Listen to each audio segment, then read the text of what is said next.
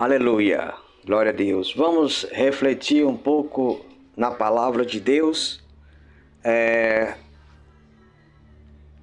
Num dos livros do Antigo Testamento, o livro de Josué, sucessor de Moisés, a qual Deus passou a responsabilidade que estava sobre os ombros de Moisés para a pessoa de Josué.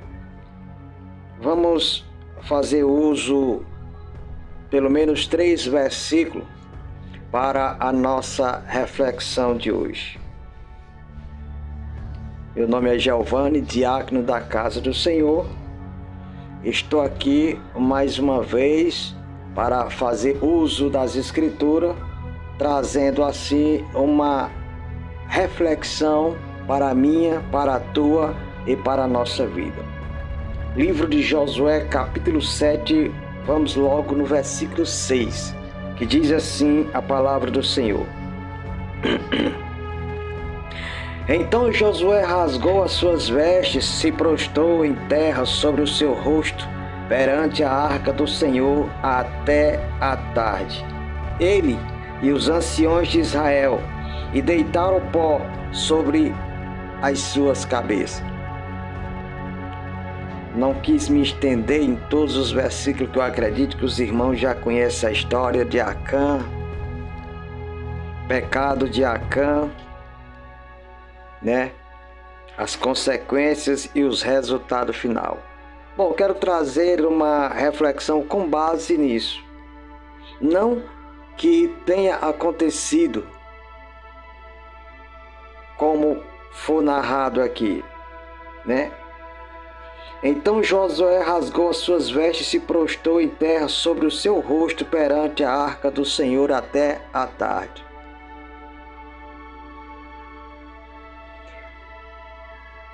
Existem dados momentos na vida que oração e jejum não resolve o problema. Existem dados, circunstâncias da nossa vida, da vida da comunidade cristã, da vida da igreja, dados momentos na nossa vida, dados momentos na vida em família, em comunidade, que não se resolve só com oração e com jejum. E é lógico, o próprio Jesus nos dá exemplo do poder da oração, do poder do jejum. O próprio Jesus, ele nunca saía para fazer a obra de Deus sem antes orar ao Pai, pedir a direção, pedir o livramento, a proteção, para que ele pudesse se conduzir bem na obra do Pai diante daquele povo da época. Ele sempre nos orientou, nos exortou a ter uma vida constante em oração,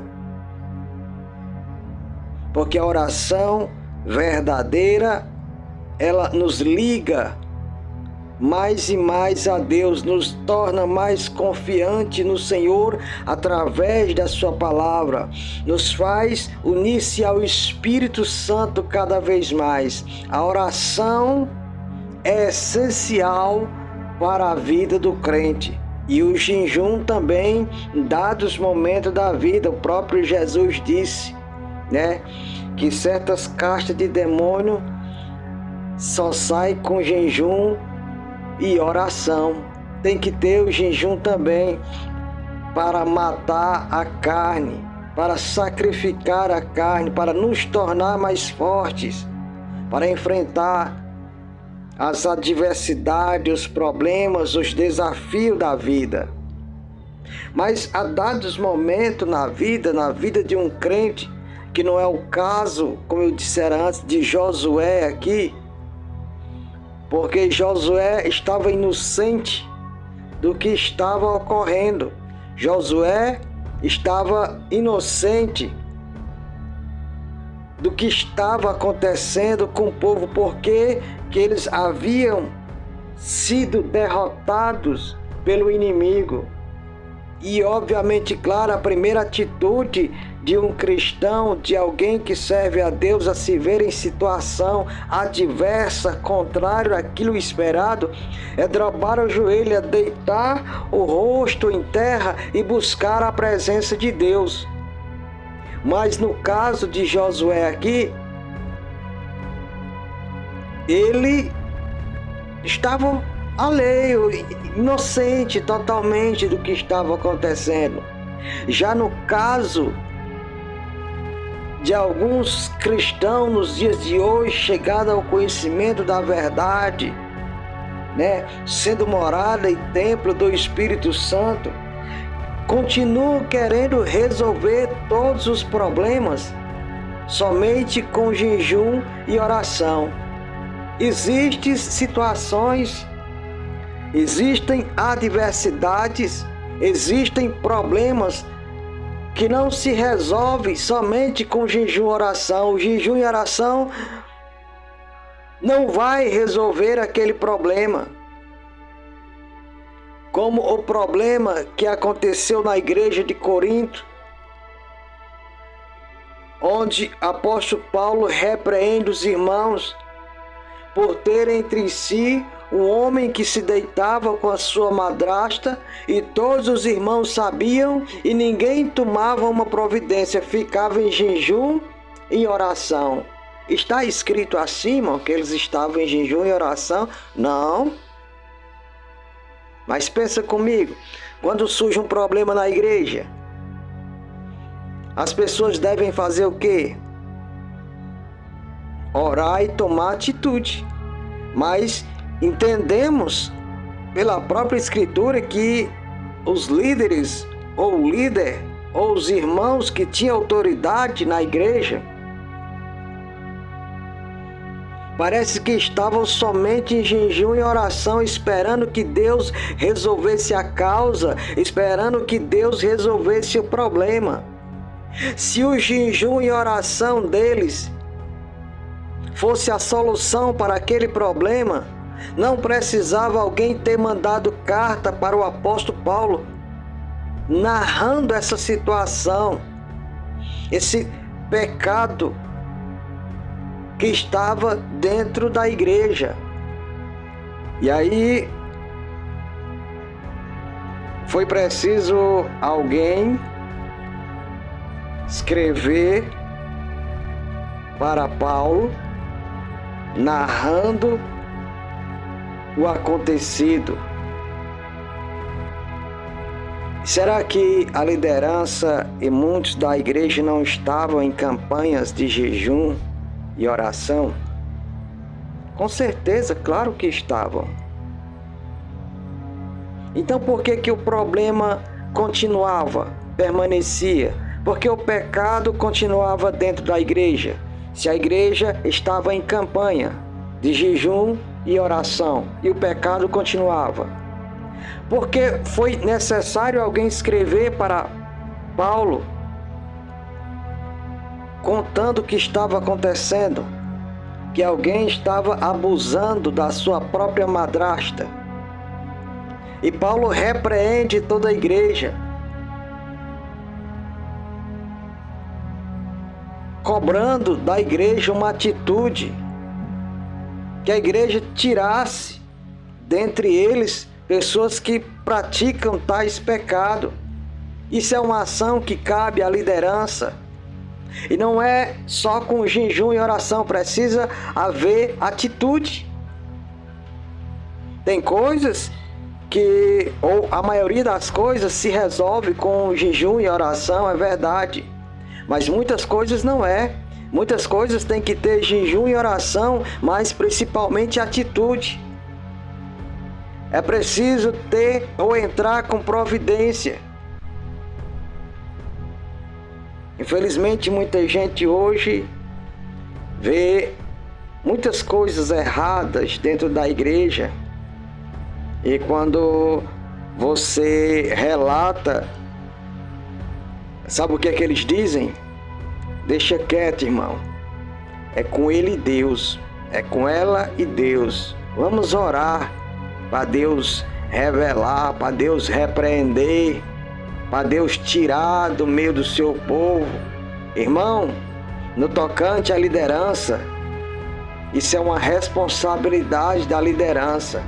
Agora imagine comigo, Josué era inocente sobre o que estava acontecendo. Agora imagine se Josué estivesse a par da situação, da condição espiritual de Acã e sua família, e Josué tivesse só orando e jejuando para Deus fazer a obra. Nós vemos bem que quando Josué entra em clamor,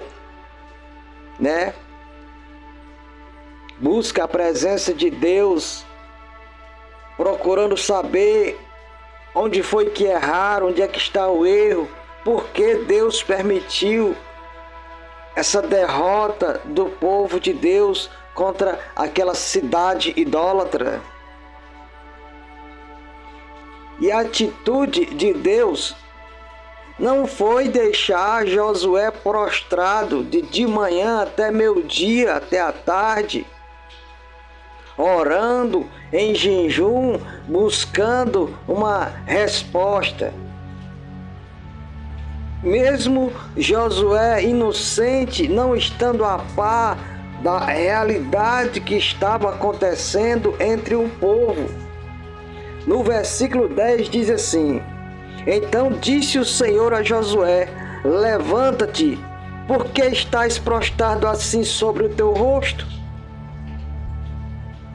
E é porque Josué estava inocente de toda a situação. Mas Deus disse: levanta-te, porque estás assim prostrado sobre o teu rosto. E Deus continua falando: Israel pecou, até transgredir o meu concerto que lhes tinha ordenado, e até tomaram do maldito, e também furtaram, e também mentiram, e até debaixo da sua bagagem puseram, pelo que os filhos de Israel não puderam subsistir perante os seus inimigos.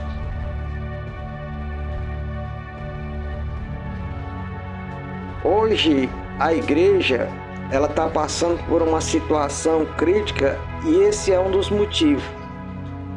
Não que esteja acontecendo alguma coisa que a direção, que os líderes, os que estão à frente do trabalho estejam inocentes, mas na verdade, em nossos dias, dificilmente acontece alguma coisa que não seja revelado. O problema é que depois de ser revelado o erro, depois de ser revelado o pecado, aquilo que contraria a vontade de Deus, a liderança continua prostrada em oração e jejum, e passando a mão por cima da cabeça de alguns, em jejum e oração, e acomodados, jogando essa responsabilidade para Deus, para Jesus, para o Espírito Santo, até para os anjos.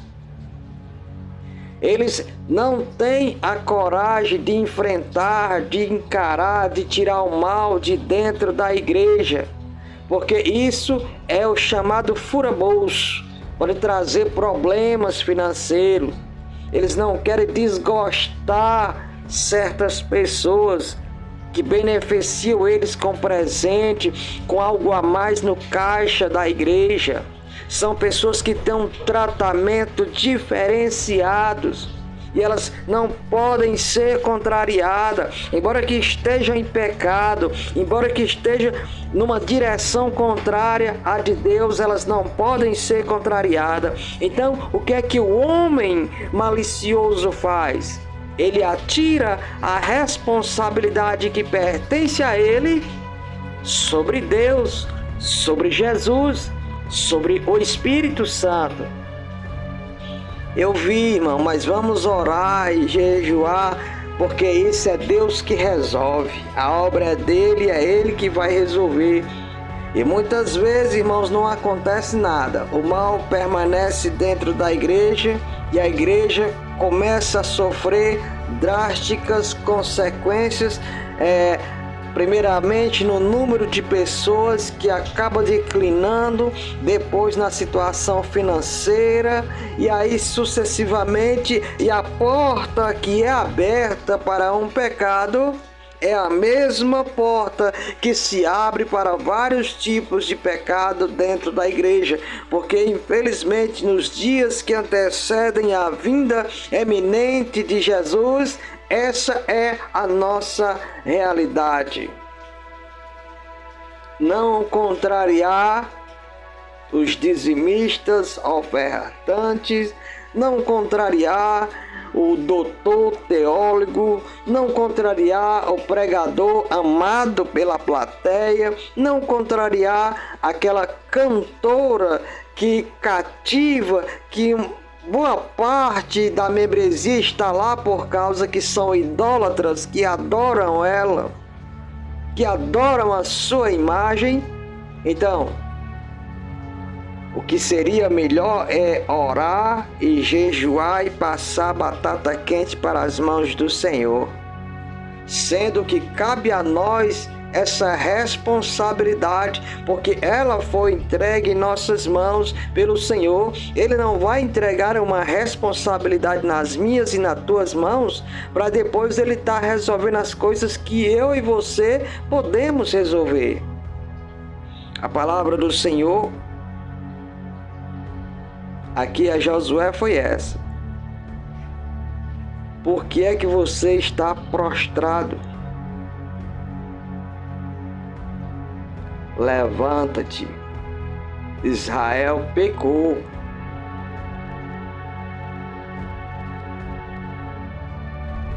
Essa é a realidade que nós vivemos, dura e crua.